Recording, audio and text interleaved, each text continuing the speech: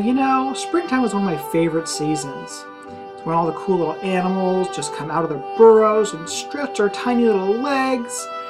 It's just such a magical time. And then some try to murder each other, but that's just what happens in the Vasty wilds.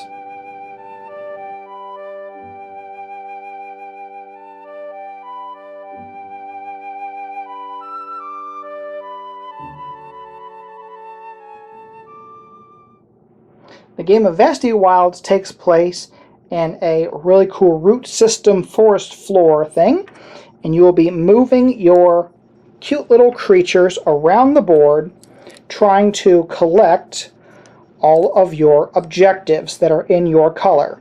So we have a little mouse guy, we have a cute little frog guy, we have a vole, which you can tell because he has a little star-shaped nose on him.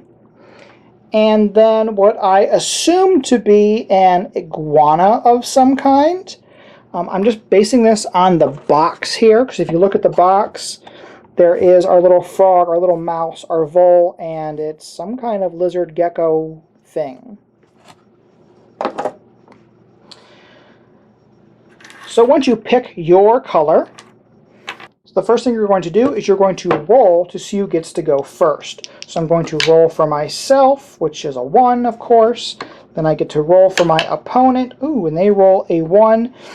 And then we're going to roll for the third person, because I'm going to set up a 3-player game here. And they rolled the 5, so they get to go first.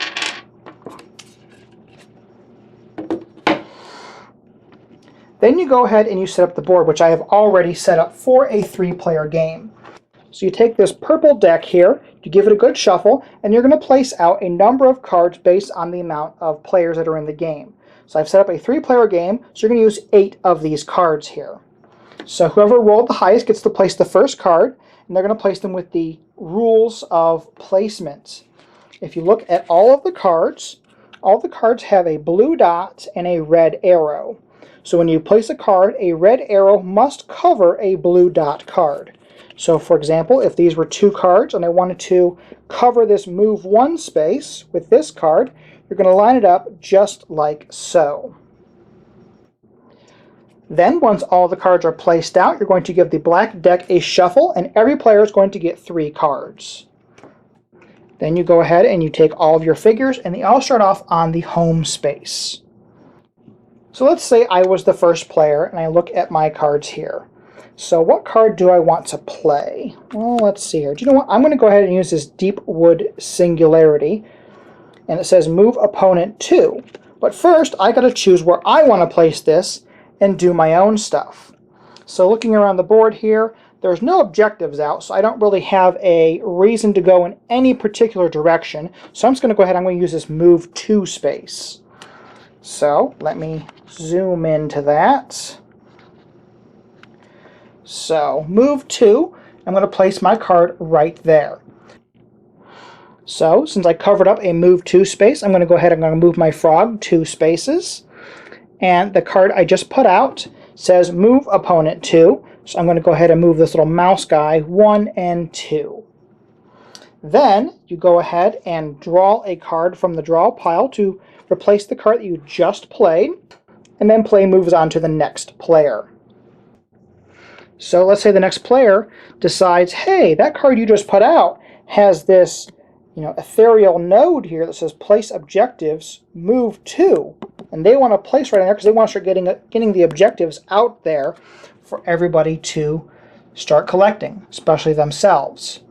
So they're going to take a card here. So they're going to play this deals 2 damage. So they're going to play that card on top of this ethereal node, place objectives, and move 2. So the first thing you do is everybody grabs the objectives for their opponent. So let's say, the mouse has my objective, and the mouse is like, well, do you know what? I'm going to put that way over there because that's really, really far away from you. And, I got somebody else's objective, so this is Mouse's objective. And you know what? Mouse is pretty far away from that space. And lastly, we have blue. You know, blue is pretty far away from that space as well. So then the other thing that you have to do on here is said to move 2. So say that was Mouse's turn. So Mouse is going to go 1, 2, trying to get to their space. And then they look at the card that they placed, and it says deal 2 damage. So do you know what? They didn't appreciate Frog sending them so far back. So they're going to place 2 damage tokens onto Frog. So you take your little figure and you can plunk these right into them. So that way they have 2 damage on the creature. If you ever receive a 3rd damage marker, you remove all the damage and you're immediately sent home. So there is no player elimination in this game, so you don't have to worry about anything like that. So let's say it is the Vole's turn now, and the Vole is trying to get over to that space way over there, and they have a couple move 3 spaces, which should get them really close. So let's just say they're going to use this move 3 space, and they're going to place their card here, but they're going to go 1, 2, and now that they're in the same space as me, they can choose to initiate a duel. So to duel, each opponent is going to take a die, and they're going to give it a roll. So let's say this is for the Vole. Ooh, he rolled a 6, and this is for Frog, and Frog rolled a 5. So whoever loses has to take 1 more damage. If this had been a tie, whoever initiated the combat is the one who wins ties.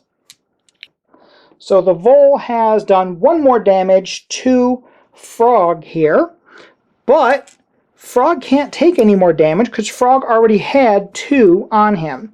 So you go ahead and you remove all that damage and you go right back home. Whenever you cross the home space, land in the home space, you always are going to heal all of your damage.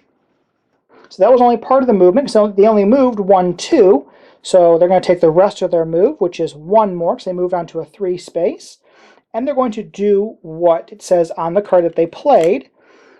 And the card they played said deal 1 damage. So they get to go ahead and they get the deal of damage. Well, it's kind of pointless to put 1 onto Frog, since Frog is already home, and that's just going to heal right away. So they're going to go ahead and they're going to put a damage onto Mouse.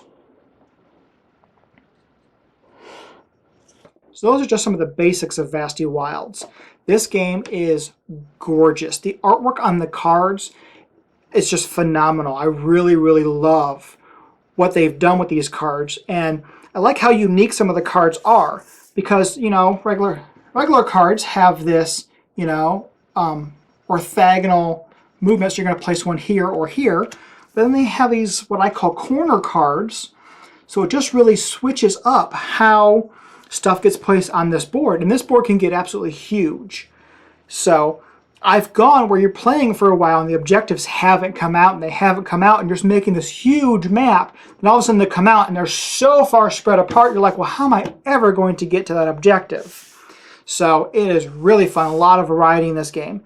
There are little tokens that you can get too. There's like swords and cures and shields.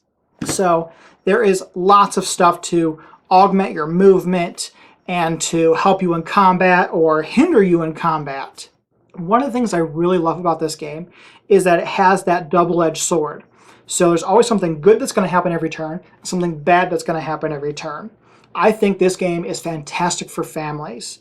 This is going to help teach kids good sportsmanship and good gamesmanship, because it will teach you how to have something bad happen to you and you can deal with it gracefully. Because something good is going to happen on my turn to me, but something bad is going to happen to somebody else, and it might be you. Now, on your turn, something good is going to happen for you, but then something bad is going to happen for somebody else.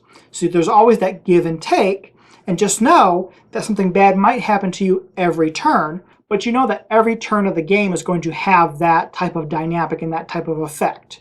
So I really think this is something that fantastic that families can use as a teaching tool to help teach, you know, good sportsmanship and good gamesmanship in teaching how to be a good loser. But definitely look for Vasty Wilds on Kickstarter very soon. Link will be down below for their Kickstarter once it is available. And thank you so much for taking your time to watch this video. Please do not forget to share, like, subscribe, and help support Cloak and Meeple. Subscribe down there, support over there. Thanks for watching.